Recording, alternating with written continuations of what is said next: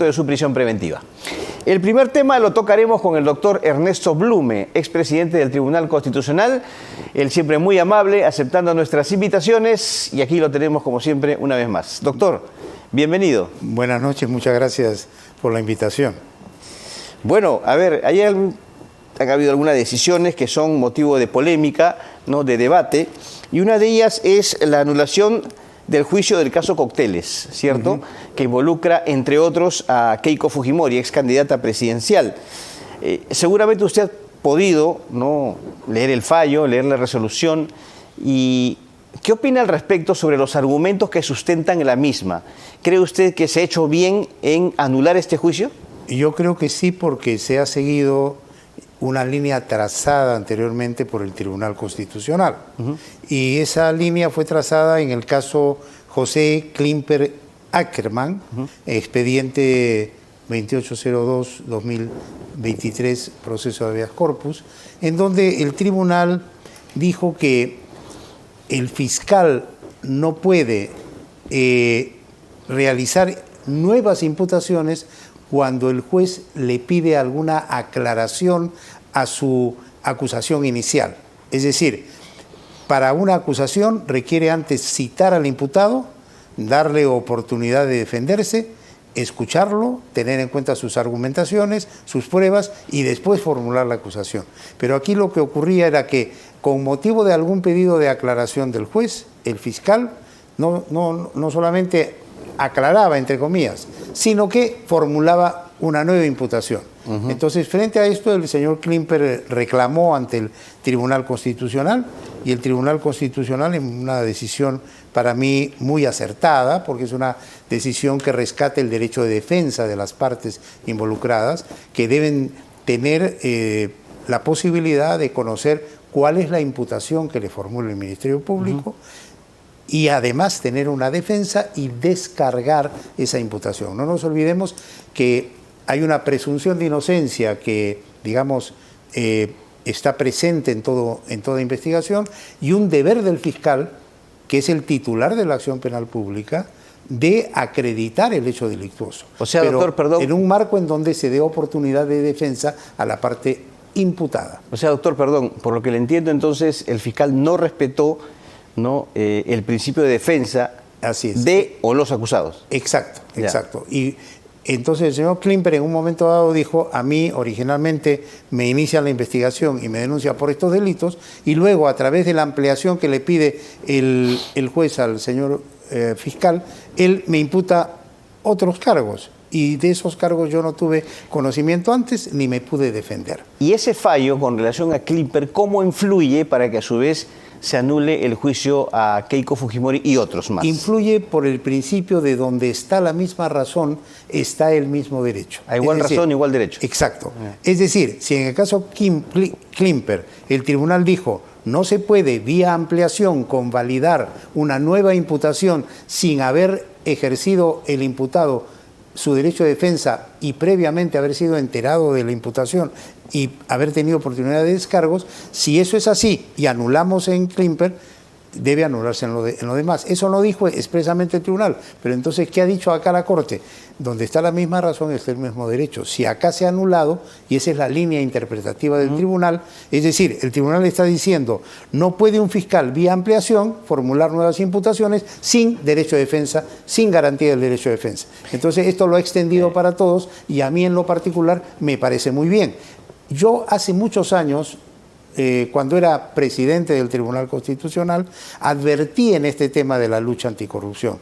Dije: hay que constitucionalizar la lucha anticorrupción, porque después, si avasallamos derechos y pisoteamos derechos a través de actuaciones abusivas, vamos a retrotraer los procesos y vamos a volver a empezar. Y parece que mis palabras han sido premonitorias, porque eso es lo que ha ocurrido.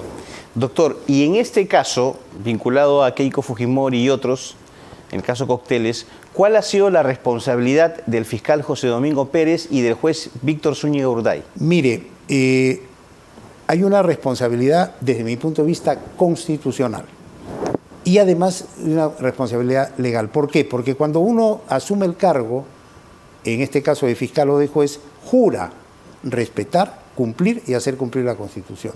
Y esa es la primera obligación.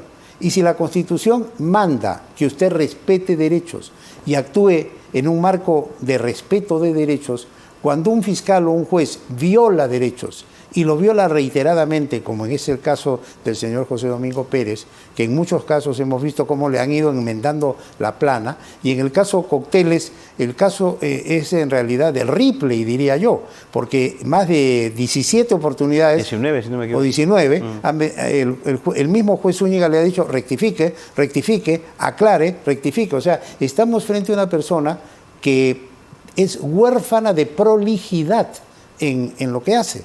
Y eso es inaceptable. ¿Cómo es eso de ser huérfano de prolijidad? O sea, explíquelo para que la gente lo entienda. La prolijidad es la capacidad de hacer las cosas bien y al detalle, rigurosamente. O sea, para usted el señor Pérez no es capaz de hacer las cosas bien. Está demostrando con este accionar que lamentablemente adolece de orfandad en prolijidad.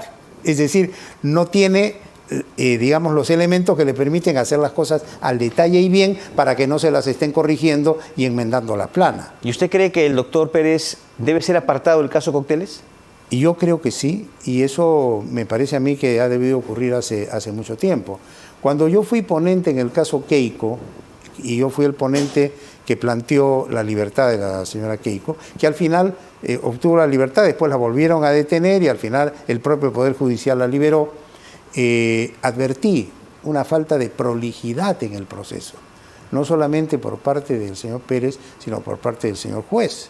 Y entonces, si estamos manejando libertades, porque los jueces y los fiscales manejan el álgido tema de la libertad de las personas, se tiene que ser especialmente cuidadoso.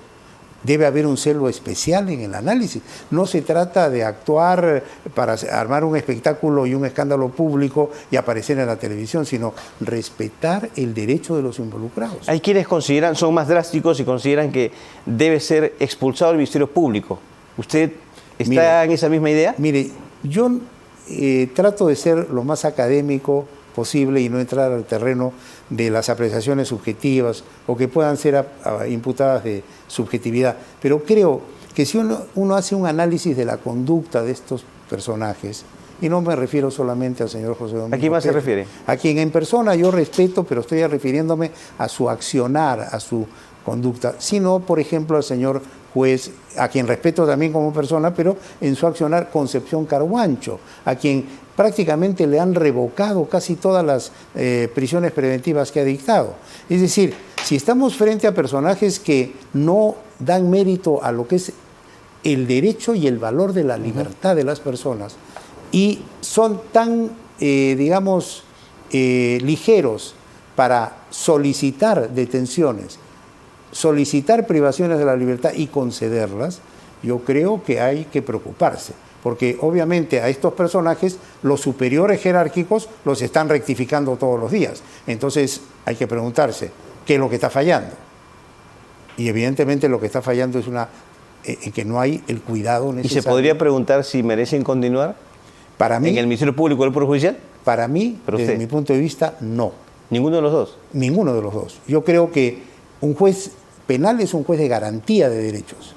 Y yo he visto que el juez penal del cual estamos hablando prefiere siempre meter a presa a la gente y no prefiere agotar los medios para aplicar una privación de la libertad, como lo ha dicho el tribunal, como última ratio, como última razón, después de haber agotado todas las posibilidades. ¿Está de acuerdo con que es un juez carcelero, como dice? Sí, penosamente sí. Doctor, otro tema que también está en la palestra en estos momentos. ¿Usted cree que el gobierno ha hecho bien en observar la norma que repone la detención preliminar en caso de no flagrancia? Sí, creo que sí. ¿Por qué? Estoy totalmente de acuerdo. Yo creo que esta figura de la detención preliminar debe estar constreñida solo a la flagrancia, porque es muy delicado tocar la libertad de las personas. Lo que pasa es que con tanto escándalo y toda esta judicialización de la política nos hemos acostumbrado a que un fiscal pide y un juez ordena y meten preso. Hay un ejemplo para que usted me lo explique. Una persona sobre la cual hay indicios de violación, que ha cometido violación. Evidentemente no se le va a encontrar en esos momentos en flagrancia y por eso se le puede determinar una detención preliminar. Eso perjudicaría esta y otro tipo de investigaciones. Esto es lo que han opinado, obviamente, especialistas en la materia. Quisiera su opinión. Mire, mi opinión es que estamos hablando de detención preliminar, es decir, la posibilidad en caso de no flagrancia. En caso de no flagrancia, que un fiscal le pide a un juez que existen algunas razones, aunque no tiene todavía la confirmación de que esta persona puede haber cometido un delito y se le meta preso 10 a 15 días y luego se le someta a un interrogatorio. Yo creo que eso solamente, desde mi punto de vista, debe ocurrir en el caso de flagrancia. En ningún otro caso. Está abierta para los otros casos la prisión preventiva, están abiertas todas las otras posibilidades. Pero dejar en manos de un fiscal que a su solo pedido, por más indicios que tenga, se meta preso a una persona sin que haya una confirmación del hecho delictuoso, sin previa investigación, sin previo juicio, sin haberla citado y sin ninguna otra medida previa, eso es incompatible con lo que debe existir en un Estado constitucional, que es un Estado de respeto a los derechos fundamentales de la persona. No se olvide usted que la lógica y la filosofía de la Constitución y del legislador constituyente es garantizar los derechos de las personas y no pisotearlos. Ok, ahora, hay quienes consideran que el gobierno se ha demorado, ¿no?, en dar una decisión. Ha observado ya en el último día del plazo esta figura de la detención preliminar para favorecer a ciertas personas que están involucradas o investigadas en actos de corrupción. Llámese Freddy Hinojosa, llámese Nicanor Boluarte, entre otros. Hasta inclusive Vladimir Cerrón, porque esto vino del Congreso, ¿cierto? Esta aprobación. ¿Cree usted que es así? Yo no creo que sea así. Eso es pensar de mala fe. Eso es pensar en negativo. Y en el país tenemos que acostumbrarnos a pensar de buena fe. Es más, la Constitución establece lo que se denomina el veto presidencial suspensivo, que es la capacidad del presidente de la República de observar un proyecto y para eso tiene 15 días hábiles. Y hay que respetar ese plazo. Y en este caso se ha cumplido dentro de ese plazo con observar. Y observar, para mí, bien. Lo que pasa es que cuando la primera vez se promulga la ley, ¿sí?, ¿no?, que contenía esta derogatoria, fue rapidísimo. Entonces, bueno, ahora se demora la observación. Pero no entonces tiene que haber ahí seguramente una falla, un error. Pero vamos a ver, es que no pensemos pues en negativo. Si la ley viene bien... Yo simplemente le pongo los hechos que han ocurrido. Yo sé.